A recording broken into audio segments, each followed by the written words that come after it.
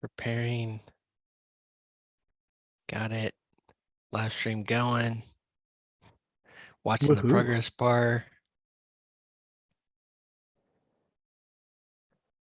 Okay. All right. We're live. Oh yeah, I see a YouTube icon. Slick. Okay. I'll just share.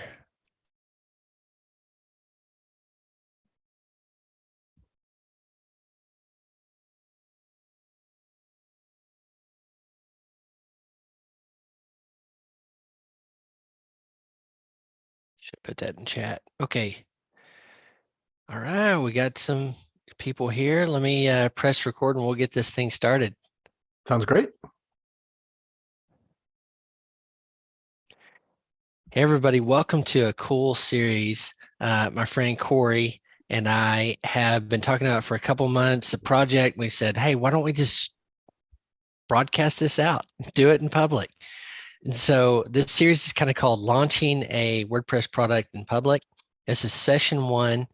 We're going to talk about first, I'm going to let Cory introduce himself in just a second, but we're going to talk about the agenda is kind of where we've been just to catch everybody up. And then second part, we're going to talk about next steps for what we're doing. And we'll, of course, describe the project as we go. So, Cory, I think people know you, but let's go ahead and share. Tell us more about who you are, what you've done with WordPress. Of course. So I'm Cory Maass, currently residing in the Northeast of the United States. I've been a developer and an entrepreneur for 25 years or so, and largely locked into the WordPress space for 10 years or more. It was the day job for a very long time, and I was pushing SaaS apps or building and pushing SaaS apps in evenings and weekends. And then, I don't know, years ago at this point, I went to WordCamp in Atlanta, Georgia, and met a few WordPress entrepreneurs, including the specifically the Ninja Forms guys down there, and suddenly a light bulb went off of like, oh, there's a lot more to WordPress products and the WordPress ecosystem than I realized, and it can be used to build SaaS apps, which I also do, but also these plugins that can be grown and built into, sometimes or potentially into businesses unto themselves. So that really kind of got me started. And so around that time, I learned about the post status community. I am wearing the post status t-shirt underneath. It's just too cold being up here in the Northeast. But yeah, so it's been, fun to be part of the community and fun to grow. I've now grown and sold a couple of businesses or a couple of WordPress plugins. And here we are about to launch another one. Yeah, I'm trying to remember back when we actually met, Cory, but I knew you were like this developer who loved to like launch stuff, and you had the Kanban plugin at that time. And I remember talking through that and how passionate you were about it. So, and then we chatted the last year or so comparing notes, and I'm like, man, Cory, sorry, the broadcast system went off on my ears. Excuse me, just one second. Okay. Whew, that was weird. I've got hearing aids and my phone comes through and I was like, emergency broadcast system. Yes. But anyway, so it was fun. We've gotten to kind of get to know each other over the last year or so, and member huddles, and you shared this thing you were doing. I followed up and I was like, I need this. I want this. And it's funny too, in parallel, is how much stuff that we've got in common or things where stages of life we're going through. And so I think it was a couple months ago you mentioned on the huddle and then we started talking about it in post status DMs, the project that we're launching in public today called Crop Express. But you want to share a little bit about that, how you came to it, and I can add a little my perspective on it. But of course, this was your idea. And I was like, oh my God, this has to exist in WordPress. I need it because I need it. And that's typically if I try to keep at the user level and I'm like, if I like something and use something, I'm like, maybe there's more people out there that would need it too. But Talk about Yeah. the start of Crop Express. Well, before that, I want to fill in a couple of blanks. Yeah. One, you and I met when you were the keynote speaker at what was it? WordCamp Y'all, the WordCamp in Birmingham, Alabama. I have lots of friends in Birmingham, England, spelled the same but pronounced very different. So I have a hard time pronouncing Birmingham. Um, but anyway, I was living in Nashville at the time and drove down, and That's you and I right. went to lunch with a couple of other people, and I must have had too much of the free coffee because I remember talking your ear off while we were waiting for like barbecue or something. And then you turned to me at one point. You were being a very good listener, I have to say. And then at one point, you turned to me and are like, "Aren't you speaking in like 4 minutes?" And I looked down and realized that, yes, indeed, my session was starting in minutes and I still hadn't gotten my food. Um, and so you and the folks we were with were nice enough to bring me my food halfway through the session. Oh, chicken and waffles. I got chicken and waffles. The weird things you remember. Anyway, but yeah, you and I have kept in touch over the years, and then I think mostly caught up over on the huddles. Um, but I mean, I tell that because it's sort of a fun story and a little background. But I think it's a great example of the longevity of a lot of the relationships that I've had in WordPress, in the WordPress ecosystem, the WordPress community. Um, once in a while, I get approached. I know you do too, of people who are like, let's partner, or I see you're doing a thing. Let's do a thing together, with no background, no context. And I'm definitely not saying that people shouldn't reach out. Always reach out. You never know what good is going to come from reaching out. I love that people message me directly on Twitter and in post status and stuff like that. But also, the long term, being part of being part of the WordPress community and culminating these relationships and staying in touch with people over years. Because at this point, I lived in Nashville like 8 years ago. So you and I met 8 years ago, and I don't think talked really for 5 years. Anyway, so Hmm. that's one of the things that jumped out at me. So getting on to Crop Express. So yeah, I I built a Kanban plugin a few years ago, sold that, have launched and been running a couple of others. One I'm about to sell. And that might actually be something to talk about at another time, because I built it because I could. Very typical developer. I built it because I could, but I was never really passionate about it. And so at this point, I'm talking to some folks about selling it, because I've just never been able to I've never been able to market it. Meaning, I've never been able to make myself market it. And plugins and these businesses to me are still side hustles. I've never been able to grow them large enough to be my primary source of income. And so I have clients, and right now I've got clients who run a couple of pretty big sort of magazine style, pretty traditional blogs, but they're magazine style, full, beautiful, well written, professionally written articles and stuff like that. And they are not technical at all. So they're entrepreneurs, they're writers, they're content people, but they don't.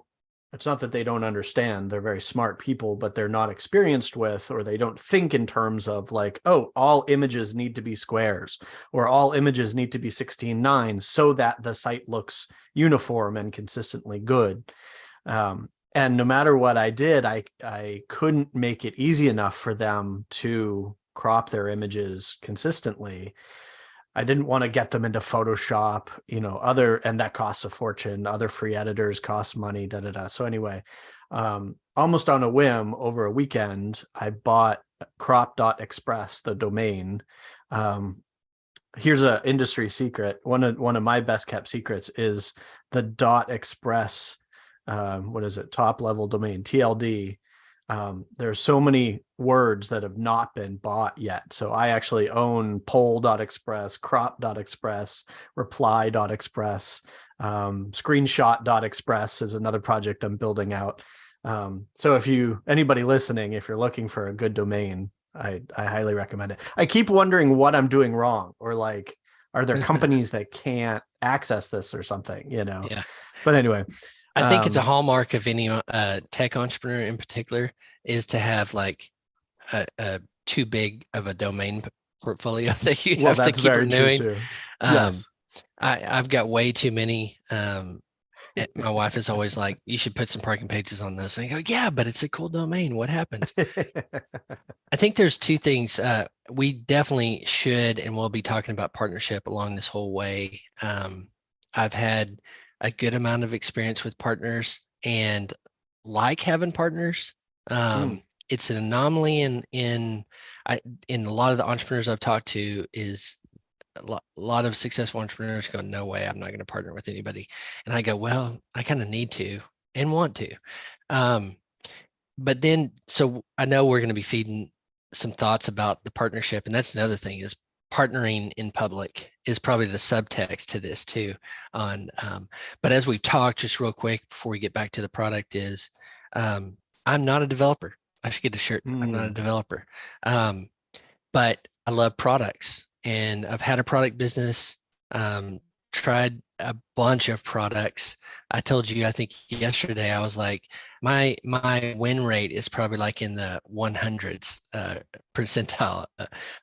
We talked about baseball and I was like, I'm probably a strikeout king because I feel like I failed quite a bit. But coming to someone like it's an ideal match for me because I can, business and marketing, but it's not one you have to own in this partnership. I can own that and you contribute. And obviously, I can't even try to write code, but I can contribute with product and experience and thoughts like that. So now to the Crop Express. Um, so when you shared this, I was like, yes, because my experience and just talking about the user profile, I'm so keen to the user profile because sometimes I think we come at it artificially and go, I have an idea, let's go find a person for it. And I think some of the best ones come out of just there's a need. And we talked about this. It's like you hear the story is build it for your own itch or build it for yourself and all that kind of stuff. We talked about Pippin Williamson yesterday. Like he's the one I think of is like build something for a need for Mhm. himself and grew into this great business called EDD. What struck me about this is I have a need, like trying to find software that will crop. I was an early user of Photoshop, but I don't have Photoshop on my computer. And I'm like, well, I go to Mac Preview and crop and export it out and then try to upload it to WordPress. So instantly I go, I need this. And then I thought, and we started having these discussions. I think other people do too. The classic example I have, just like your clients, is my mom built her own site about 10 years ago or so. And we had a theme, don't cringe too much, but a theme that had rotating images in it at the top. Sure. And I tried to load the site. It was like, oh my God. She had 15 images all at like top resolution. And this is something real quick. We both were like, this isn't something easy. It may be in WordPress, but it's not easy in WordPress.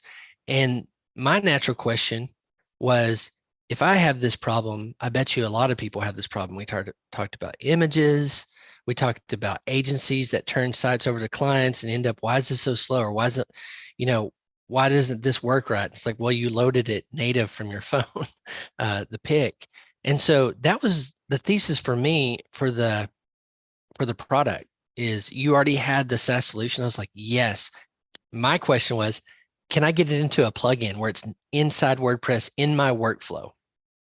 Yeah. And you helped me turn that corner, honestly, because I in a weekend I built crop.express, which right now the website is the website. It's exactly the first version that I built. It's not complicated. It's not too well thought out. like I've been also working in product for years, and so I do okay with going, oh well, this will be intuitive enough that somebody could muddle through it. But I really wanted to just solve the problem initially for my clients. And yeah, threw it online. I love doing this anyway. Start showing it to people, showed it to you. And you kept you nudged me a couple of times in post status, like, how can we make this easier? And originally I was not thinking WordPress plugin, surprisingly.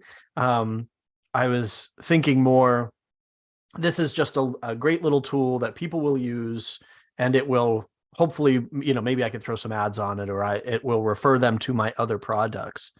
And so I was building a little Chrome extension, and you're like, okay, that's a start, but what if we really start to explore this? And yeah, the conversations kind of flowed from there. And my premise with products, particularly with WordPress or any tool, is this: there's a workflow we all kind of have, and you get in this system. And when you have to veer out of that workflow, cropping an image, finding, cropping an image, Yeah. is so clunky within WordPress. And you have to go outside of that experience. You just added unnecessary time and energy for something, frustration. When most times when I'm creating content, I go, I want to get this out and edit it and press publish and put it out in the world. And anything that slows me down is a problem. Yeah.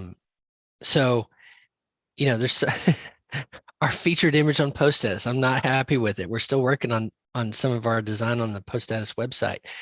My personal side, I don't typically use images because of this. And so I think that was some of my perspective is like, there's enough use case here to say, let's try it.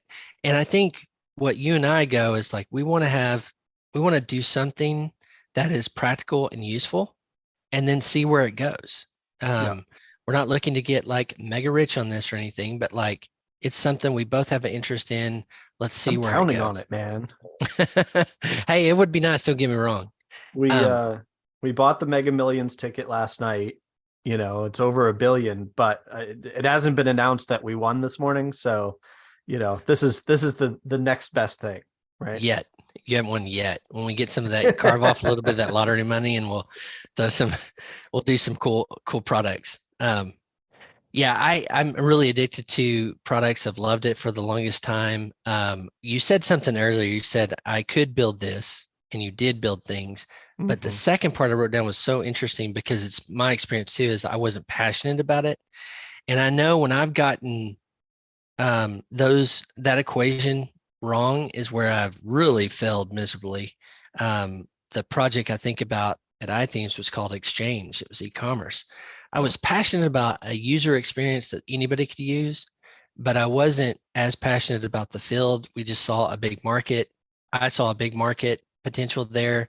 WooCommerce was out there. It was still is the big behemoth. And I Yeah. go, man, it's really tough to like just create a new product in WordPress or in WooCommerce. Let's create an easier path to do that. That didn't work.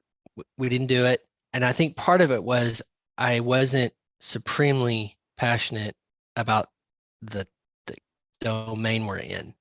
When we talk about this, I go, I have a lot of experience with images and cropping and content. That's the bulk of my career before iThemes and post status was in communications work and newspapers, journalism. And I'm like, you know, it's a factor. Everybody wants an image on the site. And so what we decided was to start with the featured image, cropping Yeah. that, making that experience really smooth and easy. So yeah, I think the other thing to talk about here is as a developer, as a human being, I've learned this lesson. It's just because you can doesn't mean you should. And for I think people like you and I'm speaking for you, but I hope I'm right. We get excited about a lot of things. It's easy to dip a toe into a lot of things, but then we end up taking on too much, and we get overwhelmed, and everything is, what is it? Do two things and you're doing two things half-assed instead of one thing whole-assed, or and we're never going to limit ourselves to one thing, let's be honest, but definitely having too many things. And like I've taken epic trips, which is I was lucky enough to do, but I came home and people were like, was this amazing? And I was like, I don't know why, but it wasn't. And I realized that it was like, just because I had the opportunity to take the trip, like I wasn't in the right mindset. All I wanted to do was be home, and so just because I could, doesn't mean I should have. And I try to think about that when I'm taking classes or, reading books or things like that. Because time is precious, right? And we can only experience so much. So anyway, all that to say, yeah, with other products, I've definitely built them just because I could. And as a developer, it's really dangerous because like I look at that and I'm like, oh, that'd be really interesting to solve those problems. Um, and then even as soon as you mentioned a WordPress plugin, uh, I was like, okay, well, we need XYZ. We need, big da da da. And that's great. Like a year from now, let's have all those bells and whistles and let's have all those features and expand. Um, but of course, I work, I have client work and family and obligations and stuff, just as you do. And so you did a really good thing where we were chatting, we scratched our heads, and you were like, well, what if we, what is the MVP here? And even that I couldn't. I was like, well, da, da, da. And you were like, okay, featured image, one thing, let's just start with that, can we? And as soon as you said it, it clicked for me. I was like, that's the place to start. It's the one simple feature but it will solve the problem for a lot of people, and it will exemplify the problem we are trying to solve. And so, and again, for me, it is tough at times as a developer. All things are possible. I mean, not literally, but and it's powerful but dangerous. And I'm trying. You're being not a developer and having a history of using this kind of thing is immensely valuable. Keeping my feet grounded, and I'm trying to do the same with thinking from the perspective of my clients, because again, they were the ones that inspired this. So what's going to solve the problem for them? And that's kind of where we've landed and what we're getting pretty close to being able to launch. I think the experience you talked about is like everything is when another shirt we should do. When everything is possible, everything sucks. Because when when you're in the experience, I know this, and I've been led teams of developers. I get it. Like, and I have I guess I'll say a gift in this sense of going, I don't know what all is possible, and it helps focus. But I think that's where, again, a partner comes in. I struggle with this in different areas, where I'm like, well, everything is possible, everything sucks. And I lose focus in that. And that's something I really enjoy being able to do, is like, you worry about everything is possible and I can help just ask questions. And when we talked about the MVP, I think about that iconic like cartoon of the stages of an MVP, how you start with an MVP and grow it. And the one I like best, it feels a lot of theory and cool, like to try to plan this out like this, but it's like, what's the skateboard version of the bike or whatever, the product becomes? And it's not a skateboard and then you add a seat and then you add handlebars to the skateboard and you try to build up. And I'm like, that's cool in theory, but I think what this does is, the way we thought about this was, what is a toe in the market that does solve that problem that can grow? And marketing and technical and business questions come out of this. And I just saw one yesterday. I can't remember his name on Twitter, but I replied to him. He was trying to think, like, where does this thing go? Like, you start with the skateboard, but well, what if we want to do this with Crop Express and that with Crop, and a lot of times I think some of the best products I've been part of grew organically instead of trying to say, this is the end product. It was responding to customer needs and opportunities and grow out. And sometimes maybe it grew into a little bit of a mess out here that we kind of had to make some hard decisions. With our iTheme security product there for sure, and then Backup Buddy over time. We saw that, but I think it stays close to the customer. When somebody Mhm. goes, I will pay money for this, you go, oh, there's magic there because we might have something here. Um, and we decided, and we should talk about this decision too. We decided to release Crop Express as a free plugin first on the .org repo. We'll be talking about that experience as we go. We're not there yet, but we're really close to releasing the MVP V1 in the repo. And then, but what I like, Cory, is we've done this in a way to give us options or paths to go. We didn't try to build the bicycle and launch that as a premium product. We said, what time resources do we have? And that MVP, all that went into this conversation you and I had of like this. Okay, let's come down to if we can get this point, and that's in the stream of people's workflow. You're firing up a Yep. post, headline. Okay, I need my featured image. You're going to go over here, click featured image, and that's where Crop Express is going to help you. And I don't, you've been great to navigate us technically where we're not going to hit a dead end on something. But that's a part of this adventure. You never know where you're going to go with it. Right. And we've already touched on a bunch of things that I see questions about all the time. Like part of the MVP, I'm a good developer, but I have very limited experience with Gutenberg. The block editor. And so we are looking at doing a custom block down the road, version 1.2 or whatever. But even to get just to work with just the featured image, like I didn't have experience with the panels inside the block editor. And so I looked at it, I hacked at it for a little while, and then I said, okay, you know what? I've got a buddy who can help me out with this. So I hired him for a couple of hours to get me over the hump. Um, and so there's that. There's again the partnering, you and I working together, which we haven't really fleshed out, but we're kind of excited to do. Launching something, putting something in the plugin directory is its own experience. And so, yeah, I think there's a lot of different things here that, if nothing else, just getting that, the tip of the iceberg, or I'm mixing metaphors here, but anyway, just getting this thing out the door and starting, is where a lot of questions arise, and there's a lot of hurdles, unto itself. But, I think one of the things that I really like about WordPress is that it does require, or WordPress plugins, WordPress products, it does require development, no question. I don't think there's a big overlap yet, enough of an overlap yet with like no code products,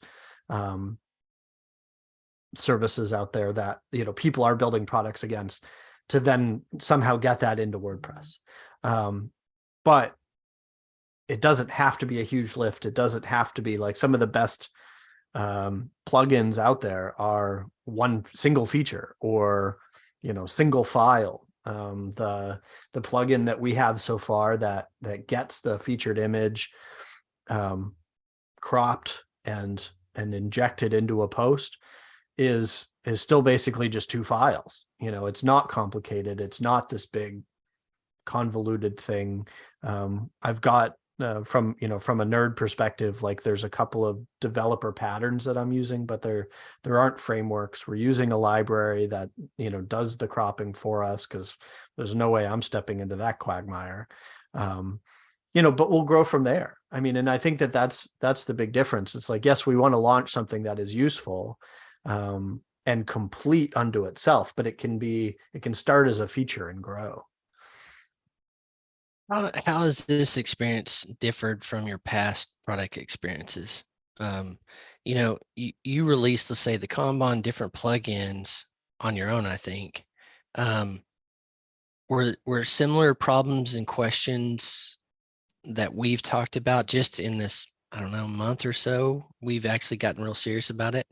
No, it's probably what, 3, 4 weeks, I think. Yeah. Um, but like, did you have similar things like that as a developer when you were doing like the Kanban, or did you just go, okay, this is what I want to build, and you knew like the MVP V1, V2 kind of sorted it out? How did those experiences go in comparison to this one? Yeah, the Kanban, I wanted the namespace. That's the thing that sticks in my mind. This was, 8 years ago now. So I don't remember everything, but we same sort of experience. I was working at a startup and we needed a Kanban solution. Trello has always rubbed me the wrong way. I don't know why. Um, and it was then that I was first starting to look at. So I'll give away another one of my secrets here is honestly, I often look for a red ocean SaaS solution or SaaS app that I can put into WordPress. And so with something like Trello, I was like, we're working in WordPress, but we have to go over to Trello and do stuff. And for whatever reason, I didn't like Trello anyway. And so that's part of what made me go, oh yes, if we had a Kanban board built into WordPress, so like posts were your cards or whatever, like this makes sense anyway. And so I cranked out a first version, very clunky, and mostly just because I wanted to. I'm trying to think if I had actually put a plugin in the repo before that. I don't know. I had, but years before. And so it was really a new experience for me. And I made all sorts of mistakes. And I was listening to, like, one of the biggest ones was, I kept going back and forth, coming from a um, a developer perspective outside of WordPress. I wanted to do custom tables, and I was like, no, the WordPressy way is you have to use the post tables. And I swear, the week after I released it, I heard an episode of back when Pippin and Brad Tunard had their podcast. Pippin's like, one of the greatest regrets of my life was using the post table for EDD, and that was like the beginning of when they were trying to release version 3, which took them years to untangle. Basically, I was like, crap. So right away I had to untangle my own thing, which thankfully only had 50 users or something, but I had to, build a migration there and stuff like that. I And think then there's, go ahead, go ahead. go ahead. But just, but there were, I think maybe part of your question is like, I was solving bigger problems, whereas this, I think, is like, I like, I mean, part of why the light bulb went off when you were like, no, just featured image to start with. So it kept it focused, and that's so much easier. Again, like I hacked away for a month or 2 months, to get a working. Now Kanban board is a more complicated problem than what we're talking about, but but it was a much bigger lift to get it out the door, which I don't think is the right thing to do. You need, especially talking about customers and clients and users, you need to get people using it as fast as possible. I think I'm seeing two paths that when you're launching a product, there's the technical path and the business path, particularly if you want to monetize from it. But technical, I saw my teams for years. It was like I always describe development as an adventure in territory you don't always know. Like what's going to come over the next hill. You could hit a swamp and end up drudging through a swamp, or get sidetracked totally off on a minor bug.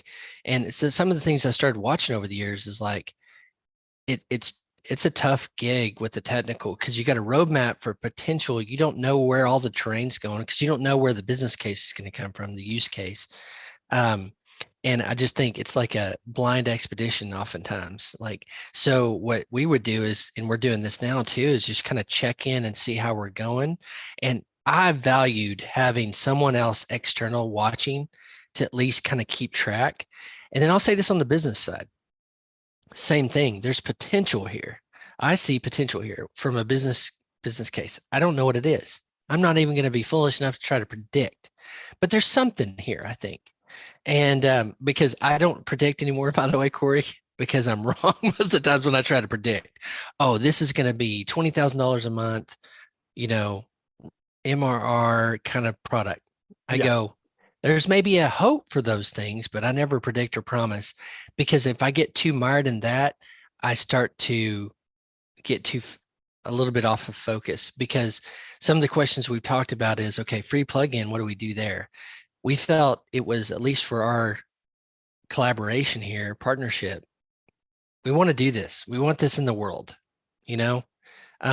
We think though, putting it in the world has the potential for something that could grow into something.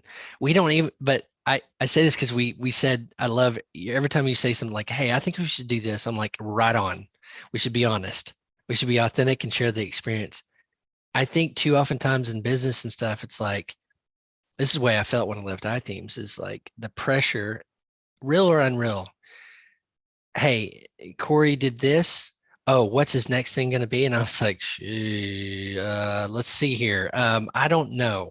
I followed the trail, um, and kept following that trail and trying to keep going on that trail for as long as we could. Um, this, I just like the fact that, you know, one of the questions I try to ask myself before I begin any new venture or partnership is, what if it fails? What's the worst that can happen? You know, and what's great is we've been talking about those things all along, where we manage it. I know when you hired the friend to help with some of that stuff, I was like, well, how much is that? And, you know, do you need me to share? And you're like, hey, for now, I'm going to keep track of it, but to see where it goes. And I think that's healthy. That open dialogue and conversation where you respect each other, what each other knows, and know, just because you're a developer doesn't mean you have a ton of insight and feedback and perspectives to share on both business and marketing.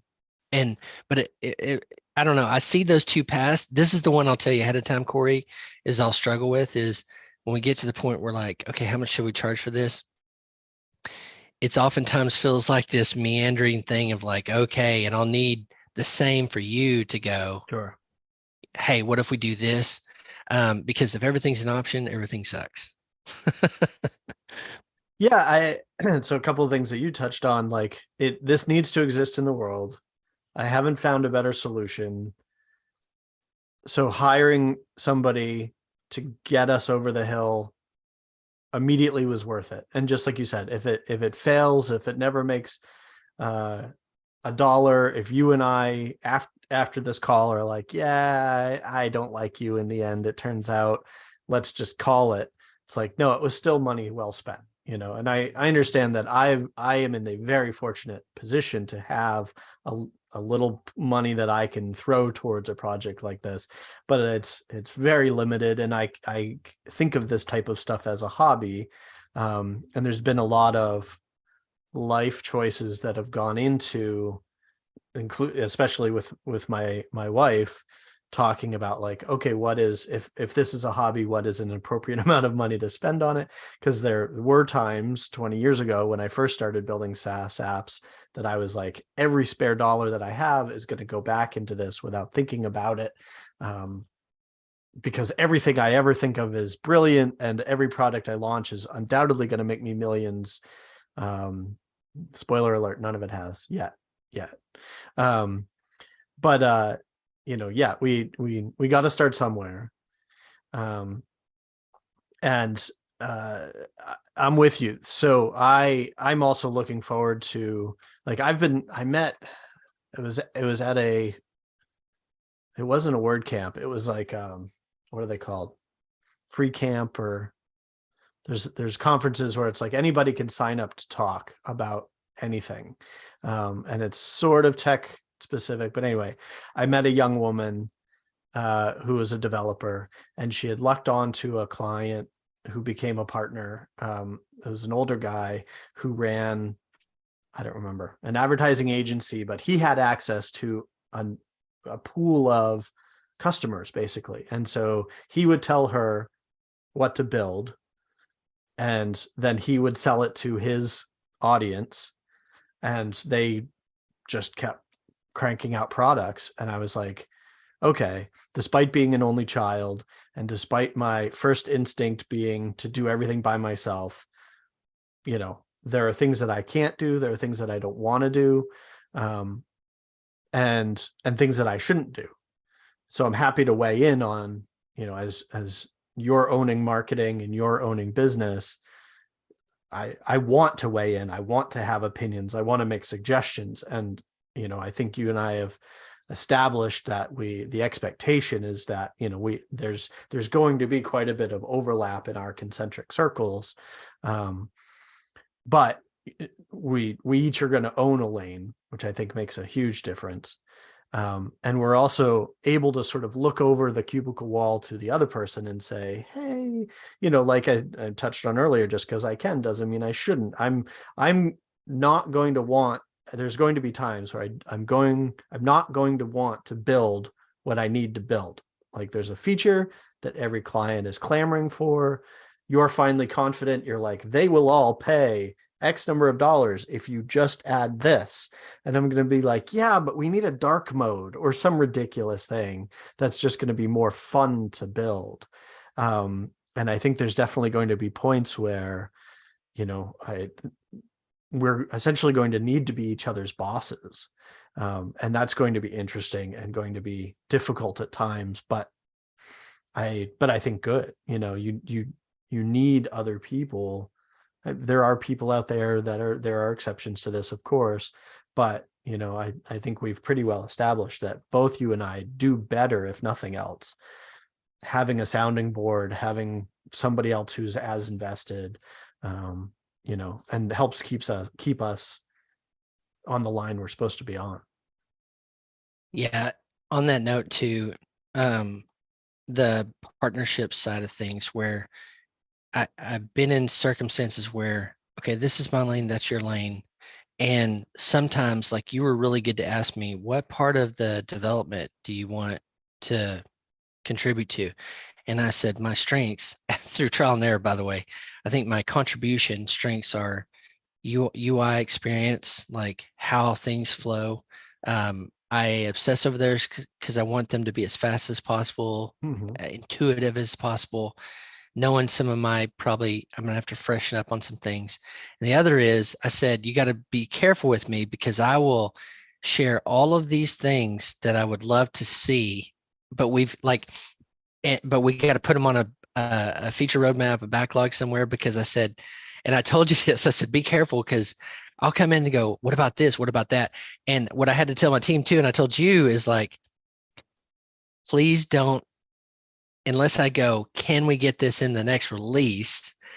Please don't think that's, let's do this right now. And that's the idea fairy in me is, and so an example of that was we have a square cropper. And I was like, okay, I'm introducing a new customer story here, which is my own. The Post newsletter has those little circles in them for all the, and I'm like, that is a pain in the butt to do. Now I flag that because I go, if I'm the kind of a typical user, I don't know how to crop that. There's tools out there, right? But like I go, there's an experience. If someone has that and I go, hey, what about a circle cropper? And then I knew you were gonna like chase it. And I was like, hey, not for this one, unless it's an easy thing. This was that back and forth I did with all the developers I've worked with too, is just like, please don't interpret that as, can we do this right now? Sometimes I'll be like, can we do this right now? Because I'll feel like we got something here. But then you're like, okay. I was like, well, it's just because you can doesn't mean you should. But there's also, you and I also get the sense, we haven't talked about this, but I get the sense that we both trust our instincts pretty well when it comes to product, and I've been studying product, looking at product for years and years and years. I've got, books on architecture and one of my favorite books about the Bauhaus school is sitting next to me. I mean, things like this. And like, I nerd out about this stuff. And so I'm not saying I'm an expert. I'm not trained in any way, but like like a lot of people we know, I love I love loading an app and putting it in front of my mom, who's not trained in any way. She has a little bit of an artistic background, um, but she is a power user. I mean, she at this point she doesn't even have a computer. She does everything on her iPad. Bless her heart, honestly, because trying to book tickets or, I mean, things that she does on her iPad, I didn't think possible. Even which really is just in a browser and her fingertip, but gets an unbelievable amount of stuff done. But I love putting things in front of her and saying, show me how you would muddle through this. Um, and anyway, so all of this to say that I trust my instinct a lot of the time. When somebody mentions a feature to me of like, oh, this is worth doing right now, even if yes, it's not mission critical, we haven't released yet, so technically any feature other than one feature is enough.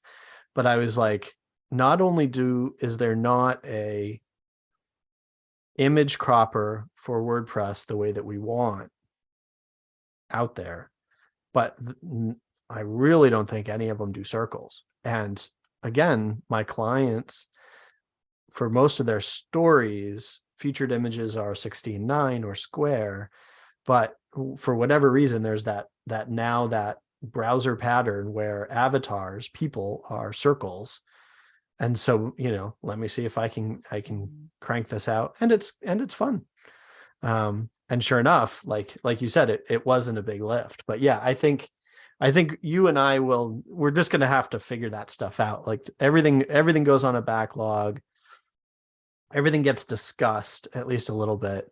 But I also, I don't think that there's harm in, there's low hanging fruit, there's return on investment, there's lots of different ways to put it. It's like, oh, well, if we make all the buttons green, does the user benefit? No, so just because it takes a minute isn't worth it. But, we're just going to have to, and I liked what you said too, of like, we're going to have to, I guess this is the other benefit of trying to get this thing out the door, is like, get people using it, talk to people using it, being part of a community like Post Status. There's the great advanced WordPress Facebook group.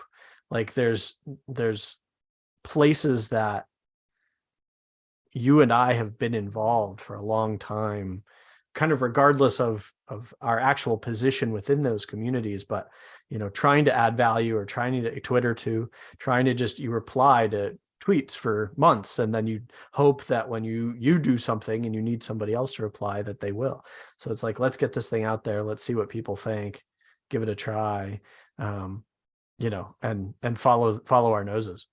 This is where I've struggled back and forth with product, but my typical MO, what I feel instinct is uh, there's product people that are just genius and gifted. They're like, here, you're like, God, okay, cool. But for mere mortals, for me, it's been put something enough out there, check some boxes.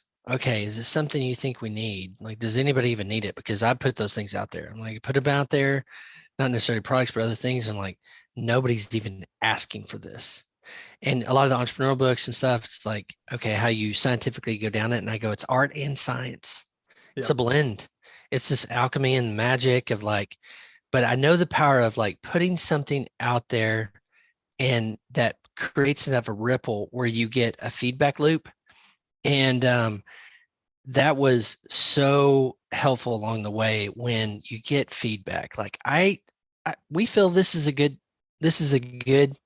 V1, solve somebody's problem, that laser beam, thing of what we're doing for it. But what I'm most looking forward to the product is how people react when you hear those, like, Backup Buddy was in development, and I can't remember, 2009, 2010, and we had a little group thing where, and these two twin brothers ran an agency, and this wasn't something somebody told me. I was just like, hey, we're doing this thing, and this plugin, and it helps you do basically backup, restore, and migrate websites. By the way, those were not things that came from me. They came from Dustin Bolton and Chris Jean at iThemes. They're like, no, a backup needs to do these three things. Okay, let's do it. Sounds good to me. But I mentioned to them the migrate, or what was it? The migrate side. And it just in passing, and their eyes lit up and they go, we pay somebody $300 to do that. Now Wow. consider the time and everything. This is back in the day. And I was like, okay, I think we got something. Because, and then we just try to, okay, I think we're going to keep going, keep doing, we obviously launch it. We're going to launch it no matter what. But that's where I was like, those moments where someone lights up and they're like, can I pay you now? The shut up, let me pay you thing. You're right. I was like, Shut up and take my money. shut up, take my money. That's a magical moment. I think times I've tried to force it, and it's not, or create a category. You hear this, and I'm like, cool. Yeah, for those 100 people out there that have that insane genius to create a category, most of us stumble into it. Right. The garage stories for startup stories are always make me laugh because I'm like, what was the background? What was the context? I'm like, that's a sexy headline. We started in a garage and here we are, Apple. I'm like, that's a sexy headline. And I like it. Don't get me wrong. But I'm like, what were all the actual moments, the places you got phenomenally lucky? I know there's a big part of mine, luck. And every time I've tried to time it and like, okay, I'm going to ride this thing, it just hasn't worked. And that's why I really like our direction with this. Because we kind of had a fleeting thought of like, I think, as I recall, like this could be a paid product. Um, I don't even know if we entertain much of starting with a paid. We're like, let's just do the free plugin. And I will say, remember, actually, give you credit for this too, is I think I said, what about a Gutenberg block? Put it in editor. So upload image, crop, boom, I'm there. My workflow is fast, efficient. And you looked into that, you chased a little bit of it, and it said, hey, there's some roadblocks here. And that's that collaboration of how we go, okay, featured image. What if we started right here? We want to grow potentially into that. I think the idea in this, and I think we're both verbal processors, but is the thesis is start here and it'll grow into block, like the inline process where you're in the thing and you're having the same problem. I need to crop it, figure out the right dimensions and all that. So I don't know where I was going with that other than to say that was some of the background too of decisions and knowing like you could hit a dead end. And I'm waiting for that. I think we're putting ourselves out there with this to see if there's magic in this journey. Yeah, a couple of things you said stuck out to me. One is like everybody builds products differently. Everybody builds UIs differently.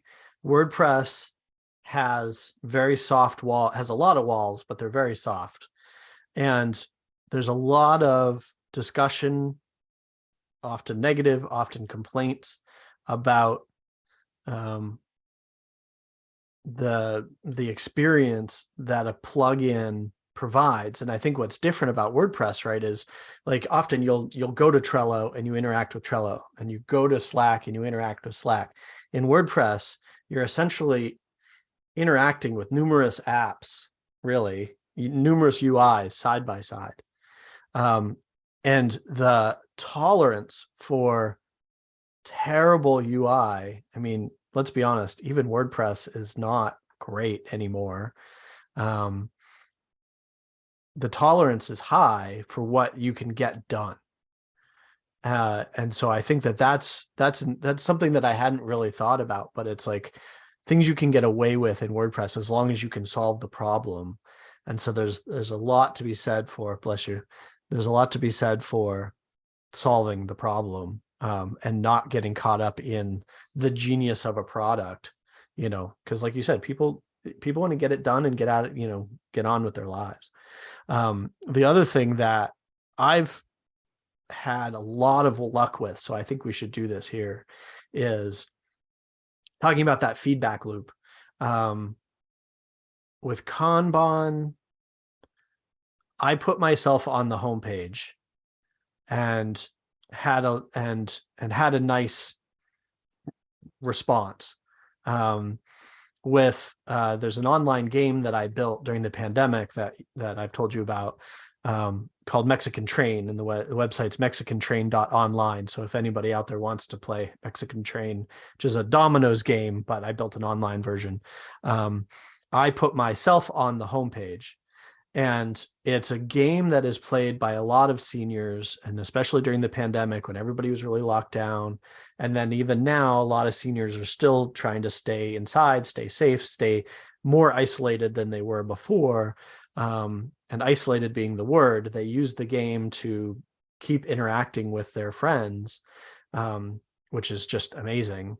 But they not only does every email that come in start with "Hey Cory," because I am on the homepage, but apparently when like there are groups of people that play every week and even every day, and they curse me when they get bad dominoes.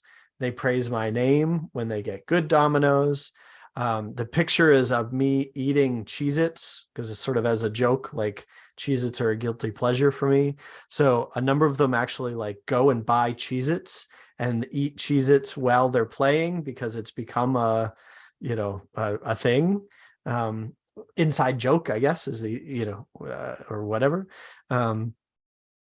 But there's that feedback loop is definitely there. Like they talk to Cory, and then even with subsequent products that I've built, me being on the homepage with a blurb about like why I solved the problem and stuff like that has made a huge difference. And so I think at least early on, that's something that you and I should definitely replicate is, as we'll send this to our friends and family. Okay, that's easy. That's obvious. But, maybe even building in a mechanism that's like, hey, it's your favorite Cory and Cory. Like, tell us what you think. What do does this work for you? Does this not work for you? That kind of thing. I usually don't think about explicitly collecting feedback until further down the road, usually wanting to focus on like paid customers and that kind of thing. But, maybe it's something we start with sooner than later. I definitely think so, because so many times I put products out there and not really made that splash. Like, they're like, okay, there's practical, they're doing this thing that we set out to do. But I think you want to push it to have an opinion, Mm-hmm. like the user to have a reaction to it enough to say it sucks or it's awesome. Some way of that to see where you're at. I think both. If you get it sucks and it's awesome, you got some validation there, you got something. But putting things out there, that's how my MO with products. So 2006 or 7, I think I did launch, I guess. This is way back when WordPress was different, but I launched a theme and put my zip file up, uploaded it to .org. People downloaded it, and I was like, this is crazy. I got a response from them, which I had a contact form up, my website linked in the theme and stuff. And they're like, will you build a blog for me? And I was like, whoa, I'm learning. I did this because I wanted to do it and I'm learning. But that's the magic, that when you put something out there. Yeah. But I think there's this case for put something out there that kind of pushes a reaction, And I think this will be an interesting point of conflict potentially is there's going to be a point where we're going to see different paths and we're going to want different features too. And so I think that'll be an interesting, let's try to have that conversation on camera, because there's points where I'm dogmatic. Like I've got one of my other plugins is like I said, I often look at products that are out in the wild and I repurpose them inside WordPress. And so I've got a plugin that's kind of like a link tree or a card or an about me, where it builds very simple social focused landing pages. Like the link in bio pages is kind of the phrase most people think of. And even like when I submitted it, the people reviewing the plugin were like, you've kind of built WordPress inside WordPress. And so I still get a lot of requests for features that are beyond the point of the product, because it is within like WordPress, using the right theme or page builder, you can do literally anything. So this is supposed to be very focused, and people come in and are like, well, make it do this. And I'm like, that makes no sense. Like, go use WordPress.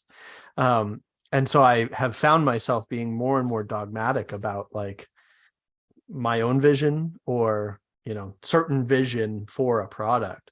And right now, like you and I have it easy. Like we know it's a one-trick pony, or one and a half if we do circles. So what's the next thing? That I think that'll, and in a year down the road, I think that'll be interesting. Again, that backlog, you're probably going to end up hearing more feedback than I am. Product ownership might end up being a thing that we actually have to sort out. So it'll be an interesting ride. Well, that's been a lot of the background that we wanted to share and kind of catch you all up, since we're launching this live or in public. But catching you up on some of the background, some of those key conversations. I hope people can use some of this to inform their own product journey. Where are we today, Cory, with the actual product? Sure. Yeah, and I just to add to what you just said, like as people watch this, there are a few people watching live. My expectation, like most things recorded, is more people are going to watch it on the playback. But we are going to be looking at comments, and I think both of us are pretty easy to find. So as the conversation gets started, I encourage anybody listening, please ask us questions, including hard questions. What do you want us to talk about? What questions do you want our answers to? Not that we have the answers to all these problems, but we're doing this out loud, recorded on the internet, so we're happy to talk about it. And we're both pretty candid, outspoken kind of people, so we're happy to talk about pretty much anything. But anyway, where are we at now? So I, with the help of a freelancer, built a first version. I did the PHP.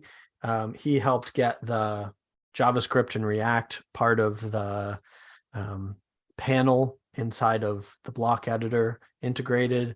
And then I took the cropping library that we're using, stuck that in, and we've gotten pretty far with that.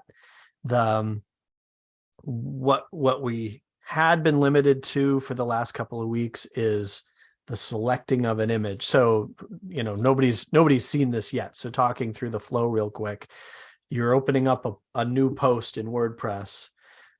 There's, the built-in featured image panel on the right. We're essentially replacing that.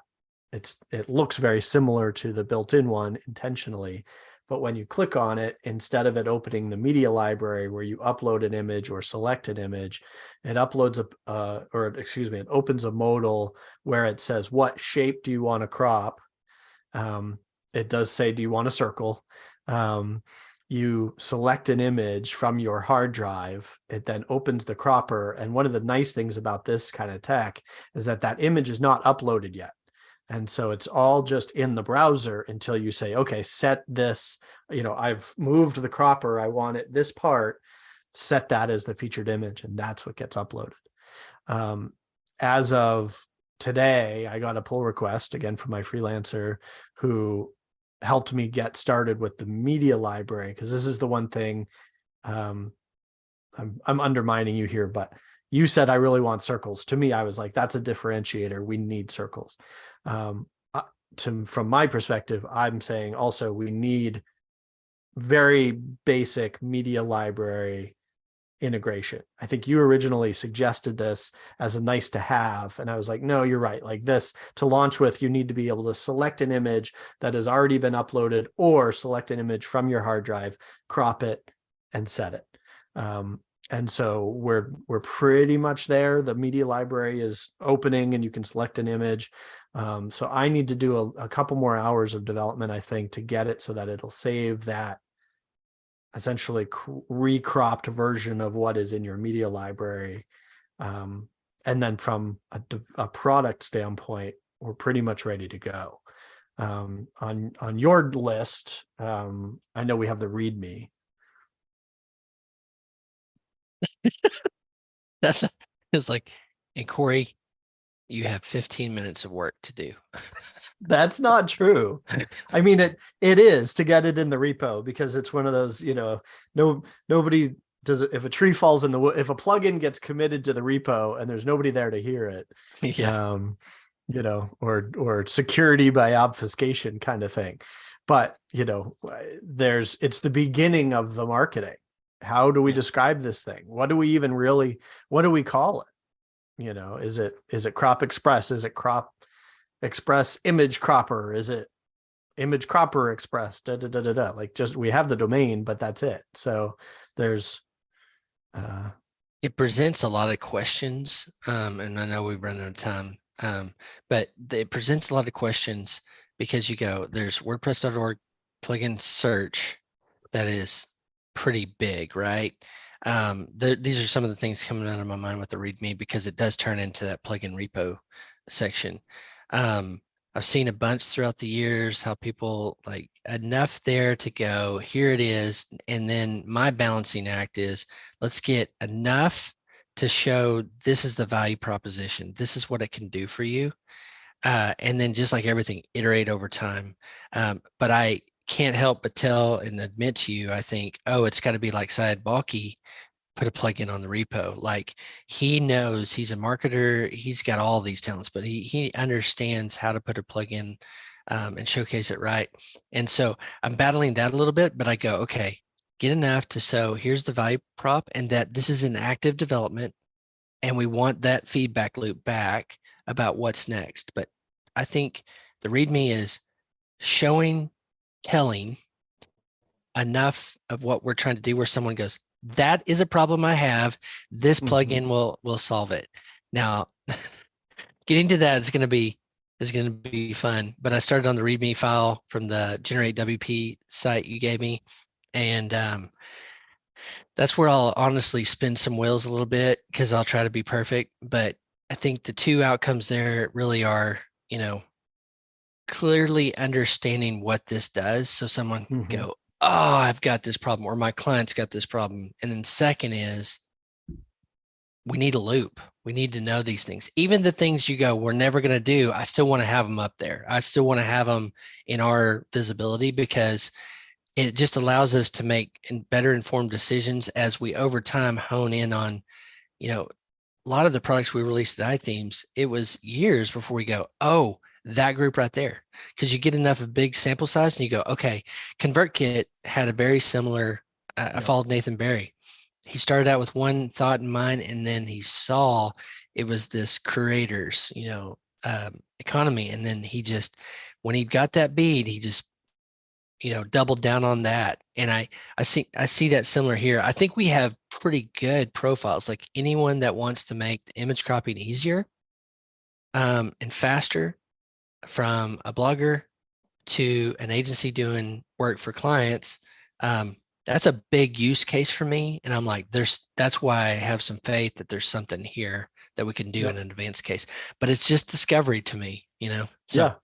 Well, and I think that's part of I think you should take notes on your experience and then tell me about it the next time we have a call. Like, you are apparently you launched a theme many years ago, but haven't since. And so when I was like, okay, you go and do the README, you were like, I need some guidance. Like, yes, I can write words, but tell me more about the README and what are the consequences of,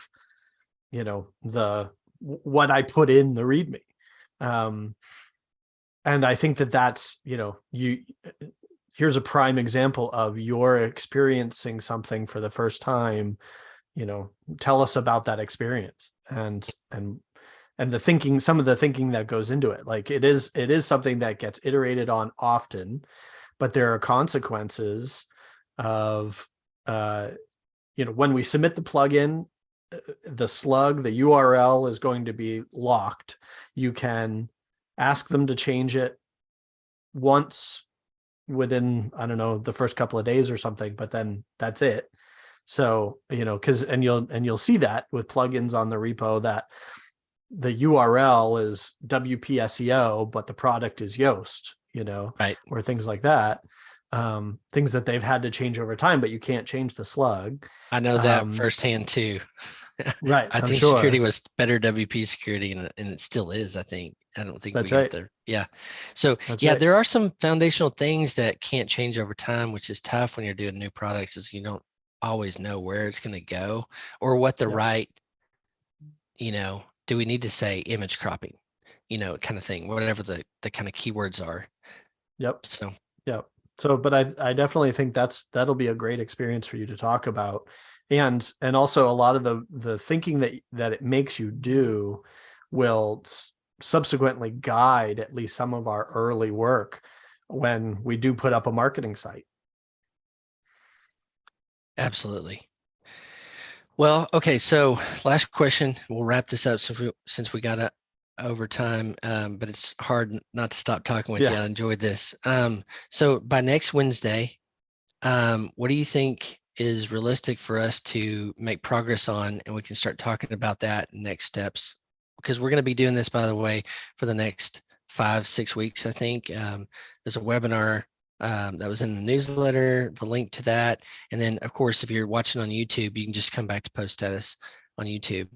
But Cory, what do you think are next steps or the progress we want to make in this week interval? Yeah. I think the goal should be either we get this across the first finish line or past the first milestone or whatever of it, either we submit it to the plugin repo or it's ready to go and we can talk about that. But feature complete as far as version 1 is concerned. And that README, basically it's the whole zip file ready to go and be submitted. And then we can either, maybe we could even submit it while we're on the on the call and kind of talk about like that. And then I think we'll end up talking about like, whenever I've submitted plugins, I've never just had one like stamp approved done. Like there were questions asked, or there were code revisions that I needed to make based on, I know that they use a programmatic, I can't think of what it's called, but basically code sniffer, to, it basically some little AI that will flag variables that aren't escaped or things like that. And then I've also usually wound up having a conversation with a human being who's like, what are your intents? What's your intention of this? Or, why do you think we need this or whatever? And so if, I think that'll be worth talking about too. Because the submission to the repo takes some time because it's got to go under Correct. review and all that stuff too. So Yeah. I think about timing wise as well, as like once it's there, we're gonna have, just by nature of the review process, which is good. I get it.